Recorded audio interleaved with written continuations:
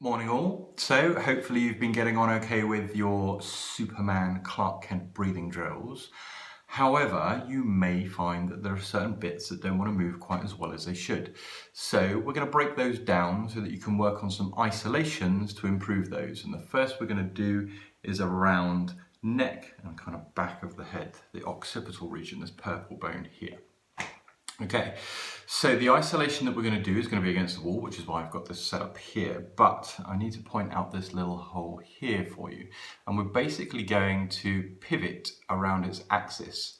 So a little bit like you have a dowel through your ears. This hole here is your ear hole. So if I kind of pose, hopefully you can see that hole there kind of matches up with where my ear hole is.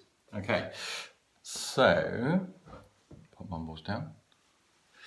We're going to pop in here. So you need to find yourself a wall, depending on how flexible or otherwise your spine is. Some people can stand with their heels against the wall, their pelvis and their shoulders and their head all nicely in alignment. For some that's not too comfortable. So bring your feet out so that your pelvis and your shoulders are against the wall but feel nice and relaxed. Now, if you find that you have a really forward head carriage and actually getting your head back onto the wall is difficult, so grab yourself a book, something similar, the correct distance, and you can just pop that in there so that you have your alignment here, here and here, but you can still get the movement that we're after. I'm going to pop them out for the demo.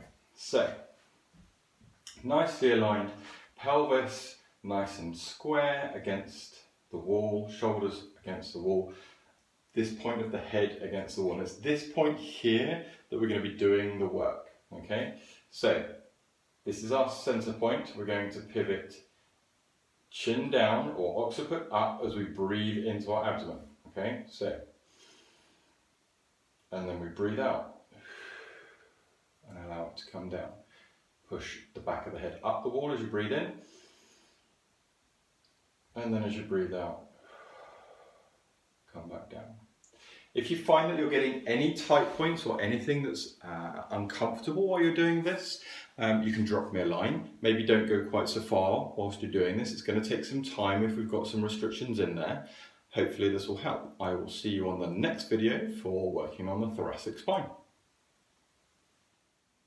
Okay, so for the thoracic spine, so basically between here and here, if they're in niggly bits, the quadruped position that we ran through before, here to here, is actually the best option for doing that. However, there are a couple of different variations that we can use should things get a little bit more stuck. Okay, so the first of these uses something like a pool noodle, nice and soft, or a rolled up towel. You place it along the point where you have the specific issue that you feel it's not moving particularly well. Keep your neck nice and neutral, and then you're just going to lift your arms until the point that it gets just a little uncomfortable, and take it back. And then you're going to take it up again, and you may find it goes a little bit further. And we're just going to help the spine move into extension a little bit more each time you do it. However, this is not my favorite way of doing it. You have to hold your neck, which not everybody can do, and it can be a little uncomfortable. I prefer the next one if you need another option. Okay, so what I think is possibly the kindest way of getting those stuck vertebrae moving is with something like this. This is my preferred brand of ball. If you've been in clinic, these are the ones that I give out to people. I get no endorsement from these, it's just a very good ball. This is about 50 to 60% inflated, as you can see, it's nice and soft, and we're going to lay down on it. You want to make sure that the valve isn't either up or down, you want it off to the side, otherwise it can get a little uncomfortable. So, for me, I'm a little stuck around T7, so I'm just going to pop the ball on the opposite side of this, hands down, and then we're just going to breathe into it and out. Breathe in. And out. Breathe in. And out.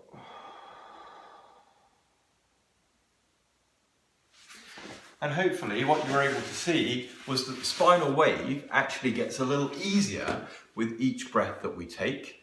And that's because the vertebrae are moving a little bit more. And you can do this all the way up the spine if you desire. Okay, so we're going to head on to the lumbar one. Okay, so lastly we're going to be looking at the pelvis and its orientation with the spinal breathing and using isolations to improve any restrictions or mobility issues that you might have in there.